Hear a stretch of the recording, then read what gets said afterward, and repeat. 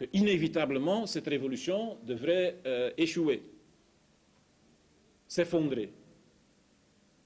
Et donc, la seule chose qu'on pouvait faire, c'est, comme il disait, porter la révolution en Europe. Donc, d'un côté, c'était de l'aventurisme, et de l'autre côté, c'était le pessimisme et le défaitisme et le capitulationnisme. Et alors, les ouvriers et les paysans qui ont souffert, mais qui ont posé des actes héroïques pour défaire le tsarisme et la bourgeoisie, on leur dit, écoute, on est seuls, donc, chers amis, c'est dommage, mais ce sera pour la prochaine fois. Parce que cette fois-ci... Et donc, le parti bolchevique a accepté de discuter là-dessus pendant 4 à 5 ans. Donc, ça a pris beaucoup de force et ça a paralysé beaucoup de ses forces. Mais donc, dans ce débat, c'est essentiellement Staline qui a exprimé la confiance dans le parti bolchevique, la confiance dans la classe ouvrière, la confiance aussi dans le léninisme en tant que doctrine de la révolution, en tant que doctrine de la construction du socialisme, et en tant que doctrine qui exprimait, et c'est ce que Lénine a fait dans les 2 dernières années de sa vie, qui exprimait la certitude que dans la conjoncture spécifique du monde, on avait tout ce qu'il fallait pour construire le socialisme en Union soviétique. Donc c'est Staline qui a défendu ces idées, qui correspondaient aussi aux besoins des ouvriers et des paysans. Et il l'a fait. Le troisième point que je veux souligner, c'est que c'est Staline qui, en fait, a construit le parti bolchevique en tant que parti de masse. Donc, l'idéologie, la ligne politique, la conception du parti, c'est Lénine qui l'a créé dans la clandestinité et dans les luttes contre le tsarisme. Mais je dis, en 1917, au moment de la Révolution, ils sont 33 000 membres, pas plus. Pendant la guerre civile, il y en a 600 000 environ qui entrent. Après la guerre civile, Lénine fait la première épuration. La première épuration, la plus grande, a été organisée par Lénine en 1921. Il a renvoyé 50% des membres. Parce que beaucoup de gens, ils étaient entrés dans le parti bolchevique pour avoir la terre. Donc des jeunes paysans. Mais question de connaissance du communisme ou du marxisme ou même des choses élémentaires, il n'y avait rien. Et donc on a dû faire le tri. Donc ils sont 300 000. Quand ils commencent à construire le pays en 21. Environ 10 années plus tard, 31-32, ils sont 2 500 000. Donc dans les batailles pour construire le pays, pour industrialiser, pour collectiviser, pour faire une révolution culturelle, on a absorbé les jeunes forces de la classe ouvrière et de la paysannerie. 2 500 000. Et alors, ce que je veux dire, c'est que quand on voit les luttes politiques, c'est Staline essentiellement qui a défendu les conceptions, la politique de Lénine. Et qui a formé le parti dans ses conceptions. Et donc qui a créé un parti de masse capable d'entraîner toute la classe ouvrière et toute la paysannerie dans une tâche dont presque tout le monde jugeait qu'elle était impossible à réaliser. Ce n'était pas seulement les trotskistes qui disaient que c'était impossible. Ici en Occident, c'était clair pour tout le monde que cette folie ne pouvait pas durer. Mais donc, grâce à la capacité d'organisation et d'inspiration politique et de formation politique de Staline, l'Union soviétique s'est dotée d'un parti capable de diriger ce processus extrêmement compliqué. Et donc c'est Staline aussi qui, dans ses jeunes paysans et ouvriers, a inculqué l'esprit de sacrifice, l'esprit de héroïsme aussi dans le travail. Et qui en a fait un parti qui a réellement bouleversé complètement l'Union soviétique, mais aussi complètement bouleversé la situation mondiale. Le quatrième point que je veux souligner, c'est que, contrairement à ce que beaucoup de propagande bourgeoise dit, Staline a été un grand théoricien. Et donc, il est important de souligner son œuvre théorique. Donc, d'abord, il a défendu avec conséquence et avec précision les bases de l'œuvre de Lénine contre toutes les tendances opportunistes qu'il y a eu, et elles étaient nombreuses dans le parti. Et deux, il a appliqué dans la construction de l'Union soviétique les conceptions léninistes qu'il a défendues. Il y a une défense théorique, mais aussi il y a une application et un développement dans la pratique.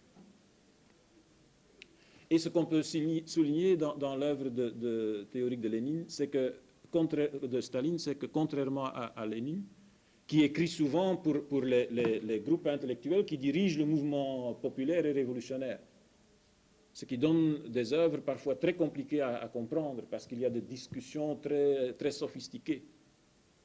Donc, Staline est dans une autre situation. Il dirige le pays, il construit un pays de masse, et il doit éduquer les millions d'ouvriers simples et de paysans qui savent juste écrire et lire. Et donc, ce qui a comme conséquence que ces œuvres ont une très grande qualité pédagogique. Vous pouvez faire le test. Donc, beaucoup d'ouvriers chez nous, ils vont plus facilement comprendre les textes de Staline. Et donc, c'est pour ça que des textes comme les principes du léninisme, c'est son cours sur le léninisme qu'il a donné à l'université Sverdlov en 1924. Donc, ça s'appelle des principes du léninisme. C'est très court, mais c'est absolument brillant.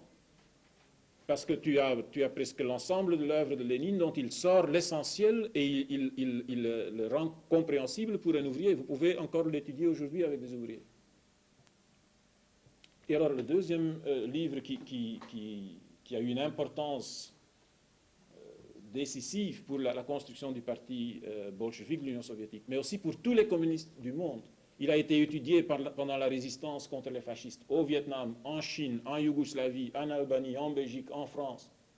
C'est l'histoire du parti communiste bolchevique qui a été rédigée sous la direction de Staline en 1938. Et donc ça aussi, c'est un modèle de clarté. Il cerne très bien les points essentiels de toutes les discussions qu'il y a eu entre Lénine et les opportunistes.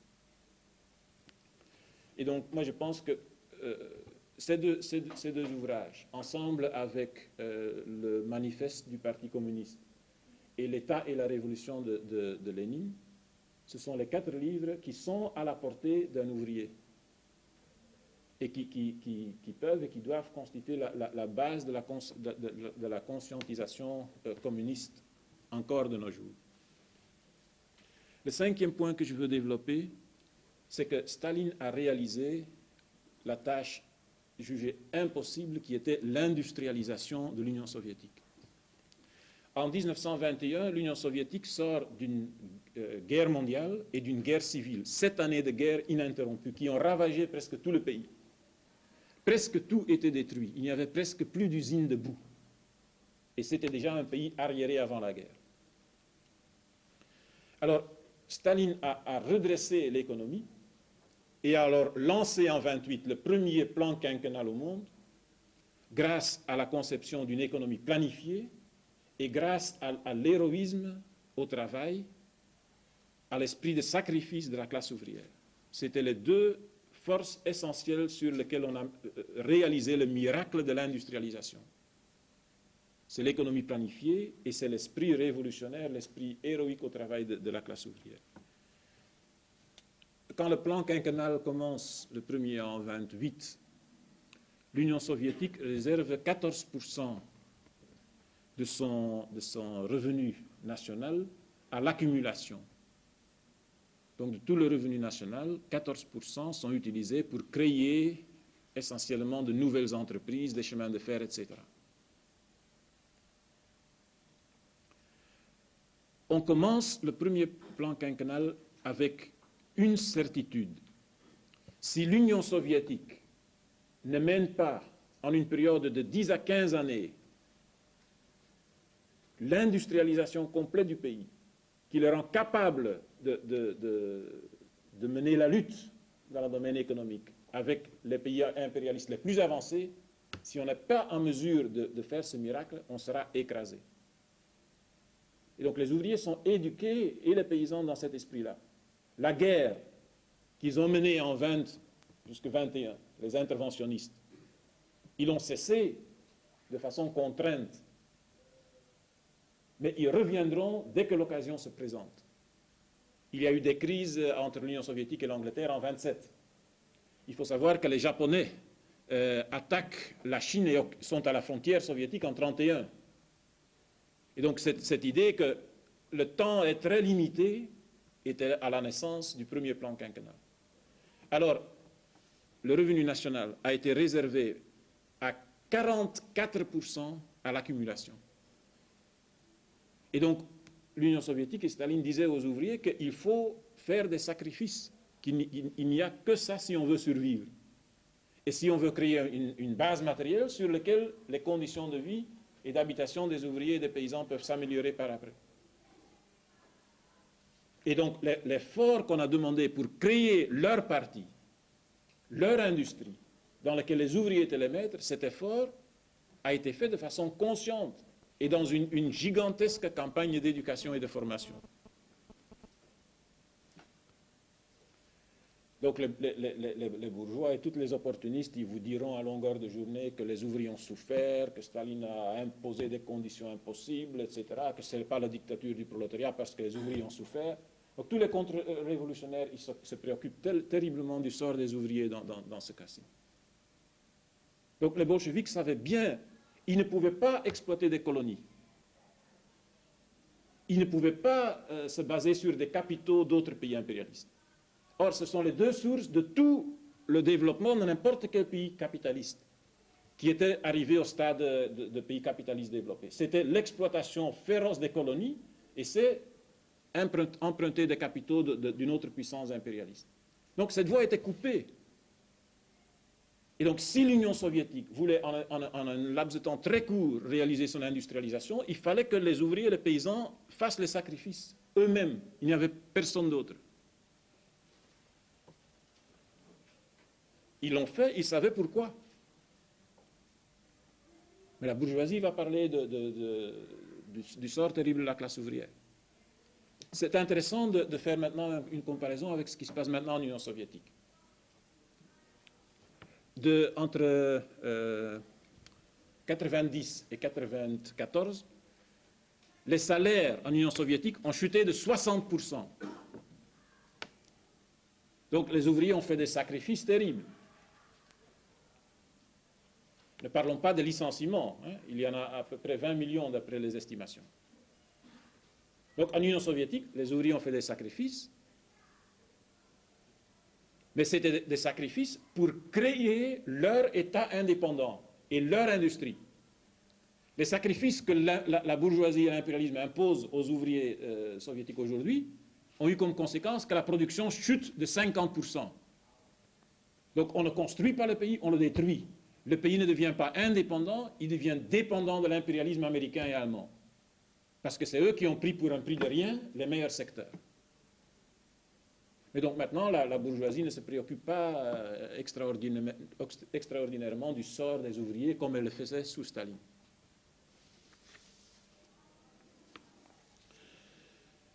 L'industrialisation, deux chiffres à retenir pour avoir une idée de quoi on parle. En 1920, Lénine a fait le plan de l'électrification du pays. Donc vous connaissez la formule de Lénine, le socialisme, c'est le pouvoir des soviets plus l'électrification, c'est-à-dire des moyens de production modernes. Et donc il a fait un plan pour électrifier, un plan de 15 ans. Et en 1935, le plan est fait en 20, il espérait avoir une puissance de 1,750,000 kilowatts. Donc ça, c'était la planification. Alors ce plan a été réalisé par Staline en 1935 à 230%. Donc un plan qui en Occident était tenu pour impossible à réaliser a été réalisé plus que 2 fois, à 230%. Autre chiffre qui exprime l'effort extraordinaire des travailleurs, mais aussi la réussite extraordinaire dans le domaine économique du socialisme sous Staline. La production industrielle a augmenté en moyenne par an entre 30 et 40 de 16,5%. Donc c'était le plus grand chiffre, c'était un chiffre d'ailleurs jamais réalisé au monde. Et c'était dans une situation où l'impérialisme était en crise et où la production chutait en Allemagne, la crise de 29 qui a duré jusqu'en 1932 et dont on est sorti en préparant la guerre.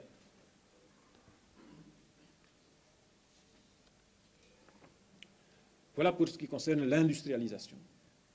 On va y revenir quand on parle de la guerre. Le sixième point que je veux indiquer comme mérite historique de Staline, c'est d'avoir réalisé la collectivisation. Et ça, c'était probablement la tâche la plus dure. La paysannerie, donc la plupart d'entre nous, quand on dit paysan, ça ne nous dit rien parce qu'il n'y en a plus en Belgique. Et donc c'est difficile pour nous d'imaginer ce qu'était l'Union soviétique en 1920-1925. C'était un pays qui, pour ce qui concerne les conditions techniques et matérielles à la campagne, vivait comme la Belgique et la France aux années 1500. Donc les techniques étaient au niveau des techniques utilisées par nos paysans sous la domination espagnole. L'analphabétisme était général.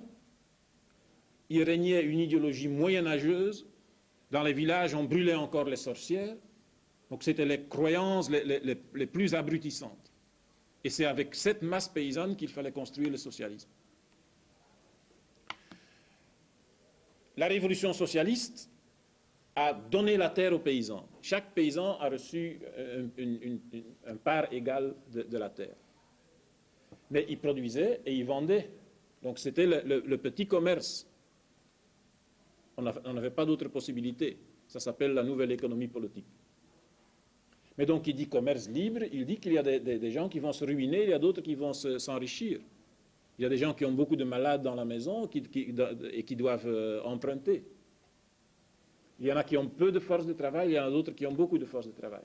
Bref, en 1927, il y a à nouveau 7% de paysans qui n'ont plus rien, qui sont des paysans sans terre. Il y a 35% de paysans pauvres, c'est-à-dire des paysans qui n'ont ni cheval ni charrue, et donc qui survivent à peine et qui doivent se louer à des paysans riches. Vous avez 50, 51, 52% de paysans moyens, c'est-à-dire des gens qui s'en sortent tout juste. Et vous avez à nouveau 7% de paysans riches qui peuvent engager 2, 3 ouvriers, qui ont des chevaux, qui peuvent élargir leur terre. Bref, vous avez une polarisation spontanée, comme c'est normal dans une économie où il y a le marché libre, une polarisation entre riches et pauvres, entre prolétaires et exploiteurs. Cette Union soviétique voulait s'industrialiser, elle prépare le premier plan quinquennal. Mais si tu veux industrialiser, tu veux faire venir quelques millions de travailleurs en plus dans les villes, il faut les nourrir. Donc il fallait une plus haute productivité de l'agriculture. Comment est-ce qu'on peut avoir une plus haute productivité à l'agriculture? Il faut de toute façon introduire des machines, des engrais, donc des moyens de production modernes. Qui va les introduire? La tendance spontanée, c'était que les 7% de paysans riches achètent un tracteur. Et ça se passait déjà. Il y avait quelques centaines de paysans qui étaient venus assez riches pour acheter un tracteur.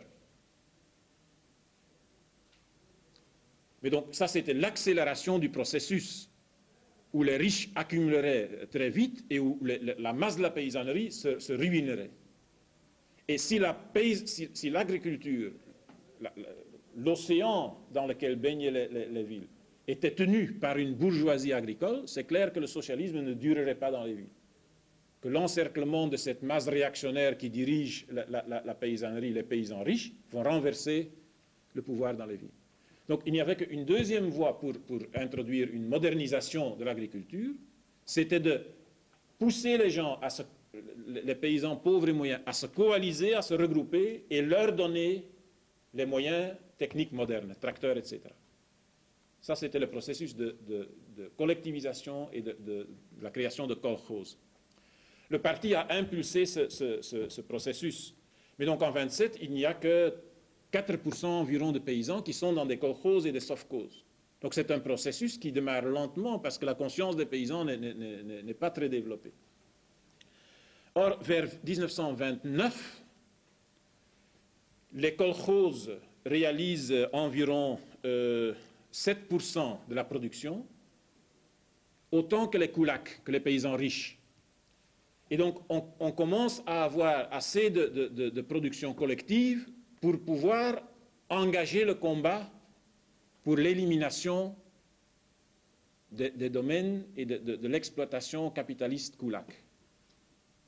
Et le parti décide de s'engager dans cette voie, de limiter d'abord et ensuite d'éliminer les paysans riches. Donc c'est l'offensive de la collectivisation qui démarre pour de bon en 1929. En général, chez nous, on dit que la collectivisation a été imposée par la force, par Staline, le dictateur, etc., et que les paysans n'en voulaient pas. Avec quoi est-ce que le pauvre Staline aurait imposé sa collectivisation? À la campagne, le parti bolchevique n'avait presque pas de force. Donc il y avait 350 000 membres du parti sur une population de 120 millions de paysans. Donc l'encadrement des communistes par le Parti communiste à la campagne était très très réduite. Il y avait 3 communistes sur 1000 paysans. Mais plus, à la campagne, presque tout le monde qui savait lire et écrire pouvait facilement entrer dans le parti, parce qu'on manquait de tout. Et donc celui qui avait été à l'école, il pouvait parler quelques paroles marxistes, et il entrait. C'était très facile. Et donc il y avait beaucoup de koulaks, d'anciens gendarmes, d'anciens fonctionnaires du régime tsariste qui se reconvertissaient en 2-3 mouvements en bolcheviques. Donc pas seulement le parti était faible du point de vue numérique, mais aussi du point de vue de la conscience. Alors le parti a envoyé des dizaines de milliers, et même plusieurs centaines de milliers d'ouvriers, de gens de la ville, des jeunes de l'armée rouge qui avaient eu une formation communiste, à la campagne, pour aider le mouvement de la collectivisation. Et donc, eux, ils ont encadré les paysans pauvres, surtout, et les paysans moyens, pour que le mouvement kolkhozien démarre réellement. Et si la masse de la paysannerie n'était pas conscient des enjeux, jamais le parti bolchevique aurait pu réaliser la collectivisation. Ce que je veux dire, c'est que les masses des paysans pauvres et des paysans moyens, ils voyaient bien l'évolution. Et donc, ils savaient qu'ils étaient en train de retomber sous la dictature de la bourgeoisie rurale. Et donc, s'ils voulaient se développer, s'ils voulaient être libres, s'ils voulaient être dirigeants du pays, il fallait le combattre et il fallait s'unir.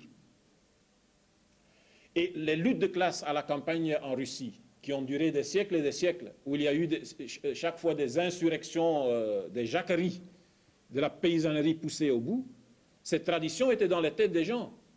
Chaque fois on a lutté, on s'est fait massacrer. Et donc cette fois-ci, cette lutte séculaire a connu un nouveau cycle. Mais maintenant, les paysans pauvres et moyens, ils avaient de leur côté l'armée, ils avaient de leur côté l'État, ils avaient de leur côté le parti. Et c'est essentiellement la force de la masse qui a permis aux bolcheviks et au socialisme de vaincre la classe des koulaks, qui pouvait encore s'appuyer sur toutes les traditions rétrogrades, réactionnaires, orthodoxes, cléricales qui vivaient à la campagne. Point suivant.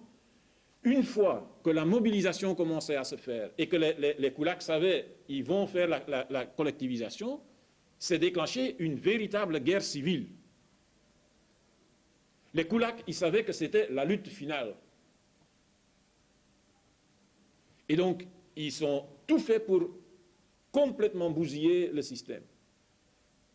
Ils ont mené la guerre, et une guerre d'extermination, d'abord aux chevaux, aux bœufs et aux moutons. Et à tout ce qui avait 4 pattes. Donc, il disait, la collectivisation ne peut réussir que si les chevaux sont utilisés collectivement. La terre était travaillée avec des chevaux et des bœufs. Les chevaux et des bœufs étaient essentiellement aux mains des paysans riches et des paysans moyens. Les riches ont dit aux moyens, ils vont vous prendre tout, vos animaux et vos femmes. Et donc, l'idéologie réactionnaire étant encore bien enracinée, il y a pas mal de paysans moyens qui les ont suivis. Et donc, il y a eu un abattage monstre de chevaux, de bœufs et du reste. La moitié des chevaux ont été exterminés. Mais ça veut dire la moitié de la force de travail pour travailler la terre était détruite. Mais donc, ils voulaient que tout soit détruit, parce qu'alors les bolcheviks tomberaient. Ça, c'était leur calcul. Donc, c'était une lutte sauvage. Et donc, le parti bolchevique a été en mesure de mobiliser les masses pauvres et les masses moyennes pour, dans une lutte ouverte et parfois féroce, défaire les koulaks. C'est ce qu'on appelle la dékoulakisation. En général, on décrit les horreurs, qu'on a exterminé les koulaks comme on a exterminé les juifs. Ça, c'est la propagande que les nazis ont commencé après leur défaite, que la CIA et les Américains ont repris. Donc, quand on voit la dékoulakisation, elle a commencé de façon spontanée par les paysans qui s'en sont pris aux koulaks. Et donc, le parti a très vite mis de l'ordre et on fait des catégories dans les koulaks. C'était seulement les koulaks qui avaient entrepris des actions contre-révolutionnaires ouvertes, qui pouvaient perdre toutes leurs terres et tous leurs avoirs et être enfermés dans des camps. Ils étaient 63 000. La deuxième catégorie comprenait 150 000 familles d'anciennes propriétés foncières et de paysans riches qui étaient politiquement actifs, mais pas ouvertement contre-révolutionnaires. Et la grande masse des koulaks, entre 400 000 et 800 000, ne perdaient pas toutes ces terres, ni tous ces avoirs, et on leur donnait de la terre dans le district où ils étaient, c'est-à-dire ils n'étaient pas déportés dans des régions lointaines. C'était une bataille gigantesque, mais en 2-3 ans, la question de la terre et le problème agraire a été réglé pour de bon. Et donc, quand on voit l'histoire, donc on peut discuter sur les chiffres. Conquest, qui est un ancien agent de service secret britannique et qui est maintenant le plus grand spécialiste de l'anticommunisme au monde, c'est le plus grand académicien, qui est d'ailleurs cité dans toutes les organisations bourgeoises, petites bourgeoises, trotskistes ou autres. Vous avez, par exemple, un truc qui me revient à l'esprit. En 89, en pleine campagne anticommuniste, les trotskistes de la bande de Mandel ont fait un spécial sur l'Union soviétique et le titre c'était « Qu'est-ce qu'il faut lire pour comprendre la nature du stalinisme ?» Ils ont cité 2 auteurs, Conquest et Solzhenitsyn. Alors, 2 mois plus tard, le Vlaamsblok, dans son journal, ils ont un mensuel, ils ont fait un petit article, ils ont dit que maintenant la nature du communisme est claire pour n'importe qui au monde depuis les œuvres révélateurs de Conquest et de Solzhenitsyn. Donc lui, il a dit qu'il y a eu 3 millions de morts pendant la dékoulakisation. Entre-temps, les chiffres officiels des gens qui ont été expropriés, qui ont été renvoyés en Sibérie, ont été publiés jusqu'au dernier homme, parce que tous ont été enregistrés. Et donc on peut maintenant calculer, donc il y a un journal français qui a repris les œuvres des historiens soviétiques sous Yeltsin, donc on peut calculer qu'il y a eu dans tout le mouvement, tout le bouleversement de 2-3 ans, entre 200 000 et maximum 300 000 morts, par la lutte ouverte et par la famine.